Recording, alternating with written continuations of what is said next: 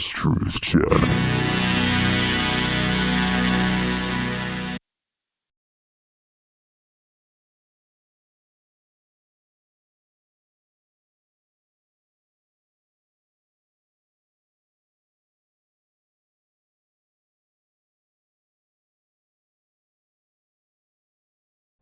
The rib of Adam. The rib of Adam is one of the most overlooked events that took place in the Bible. It was in fact the moment that the Lord Yahweh made a woman named Eve. But there is something much more to this event than meets the eye. When we read in Genesis chapter 5, it explains that Adam, whom was created in the image of Elohim, was made both male and female. And their name was called Adam, meaning that there was no separation between the two. They were one. And Adam, whom was both male and female, was to rule all nations with a rod of iron. On the seventh day, Elohim rejected their creation at the end of Genesis 1 and ended their creation. Now Jesus spoke and said that him and his Father have never quit working. So the true shepherd did not abandon his sheep, but Elohim did. And because of this, mankind was caused to fail. Elohim said only the things made were good, also meaning that what was created was not considered good by Elohim. So judgment fell upon mankind, and out of the ashes, also called dust, Adam was made, not created, only to face a new challenge. His foundation removed and replaced with genitals, and his mind in a trance. Let's have a look.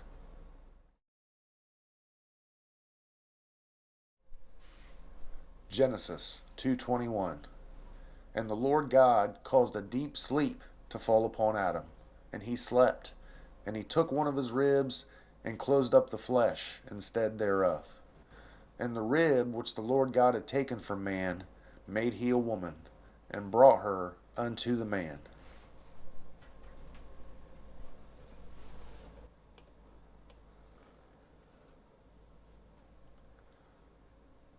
The word rib is number 6763, and it is Selah. Its definitions from the Strong's Concordance is side, beam, chamber, and corner. So the rib is the corner.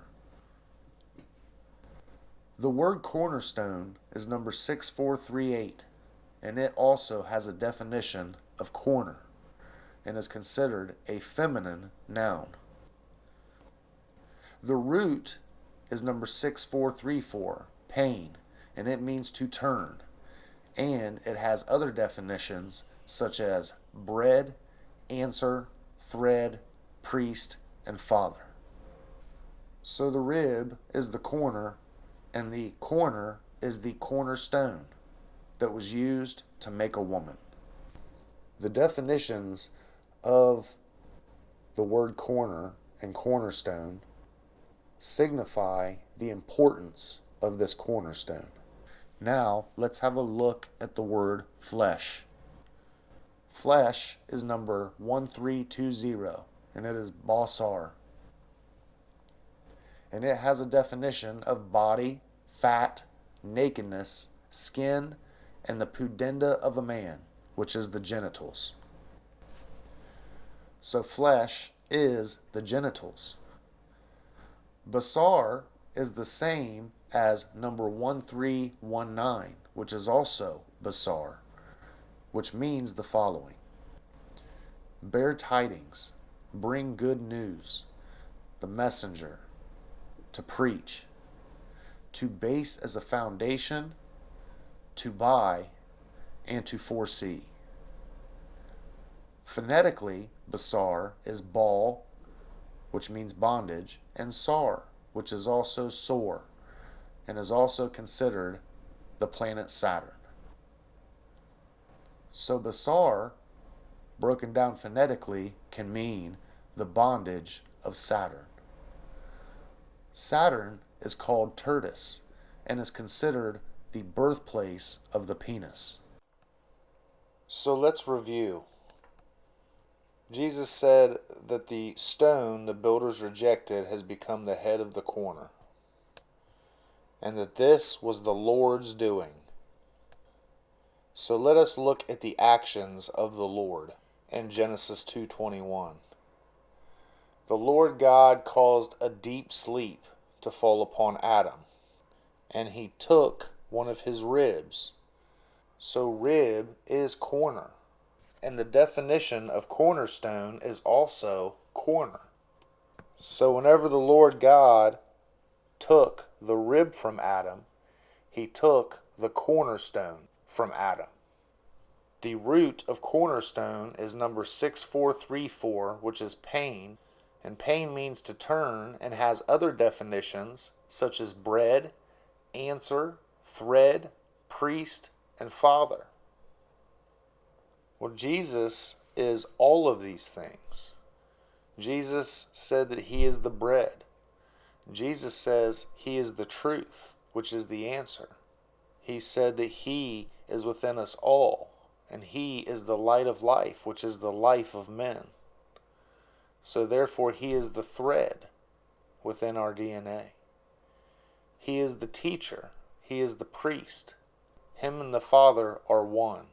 So whenever the cornerstone was removed from Adam, all these things were taken away from Adam, whom is the stone that the builders rejected, being the Elohim. And after this, the Lord God closed up the flesh instead thereof. Flesh is number 1320, basar, and it is the genitals of a man. So the Lord God closed up the genitals instead thereof. So the cornerstone was removed and the genitals was closed up in its place. Now there is a duality to these words. The word flesh can also mean to bear tidings, to bring good news, messenger, preach, to base as a foundation, and to foresee. And phonetically broken down is the bondage of Saturn. So whenever the Lord God closed the flesh up instead thereof, he replaced the cornerstone with the genitals, but he also covered up the messenger, the preacher. He took away the foundation and replaced it with a foundation that is a disgrace. He took away the prophet of man. It is said in Revelation that Jesus is the spirit of prophecy. As you can see, flesh can mean to foresee, which is to prophesy. Jesus was a messenger. Jesus preached. Jesus brought the good news. Jesus is the chief cornerstone, and he was removed from the foundation. Jesus is a spirit of prophecy. So the bondage of Saturn, who is it that is putting Adam into the bondage of Saturn? It is Yahweh, and he did it in Genesis 2:21. Genesis 3:16. Unto the woman he said, I will greatly multiply thy sorrow and thy conception. In sorrow thou shalt bring forth children, and thy desire shall be to thy husband, and he shall rule over thee. So Adam became the ruler over Eve, or in fact, the head. The man became the head of the corner. 1 Corinthians 11, verse 3. But I want you to understand that the head of every man is Christ, and the head of woman is man, and the head of Christ is God. Matthew 21, verse 42. Jesus say unto them, Did ye ever read the scriptures? The stone which the builders rejected, the same is become the head of the corner. This is the Lord's doing, and it is marvelous in our eyes? Question mark. Just as Jesus stated, this is the Lord's doing, Yahweh took Adam, whom is the stone the Elohim rejected, in Genesis 1, and made him the head of the corner. which means that man and woman are no longer equal as in Genesis chapter 1, because Eve caused Adam to sin. Jesus then asked a question. This is marvelous in our eyes? Question mark. I am certain Jesus did not think this removal of the rib was a good thing. To make things even worse, there is more to this than first thought. In place of the rib was put the genitals, or the penis, which isolates and quarantines the messenger of the good news. Adam has now lost his way due to this subtraction and replacement, and now must face a world without his shepherd, nor understanding of truth, making us all a way of life that we all have been affected by since. You can see in a full translation I made of Genesis 2:21.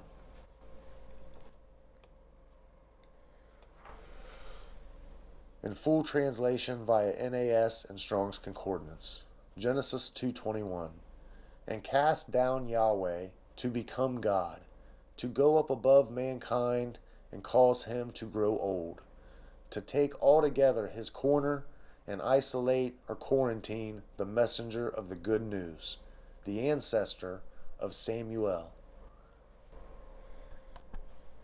The true shepherd of us all was covered up and replaced with a thing of disgrace.